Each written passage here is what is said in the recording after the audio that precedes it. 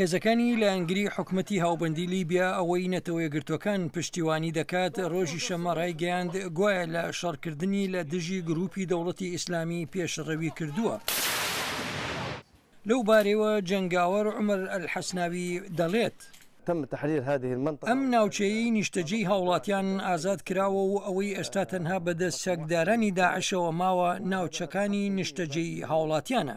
بە هاوکاری هێرشە ئاسمانیەکانی ئەمریکا هێزەکانی لایەنگرانی حکومەتی لیبیا ناوچەی دوی نیشتەجێی هاوڵاتیانیان ڕزگار کردو و گوتیشان کە ئێستا هێرش دەکەنە سەر میلیتانانی دەوڵەتی ئیسلامی لەو ناوچانی بەدەستیانەوە ماوە و هاوڵاتیانی تێدان. لە خانوبەرەیەکی چۆڵکراو ئەوەی هێزەکانی سەر بە حکومەتی لیبیا دەڵێن پێشتر میلیتانانی دەوڵەتی ئیسلامی تێدا بوون بە زمانی ئینگلیزیەکی پارا و لەسەری نووسراوە و پایەکانی ئیسلام ڕوون دەکاتەوە و هەروەها شێوازی دەست نوێژگرتنی ڕۆژانە.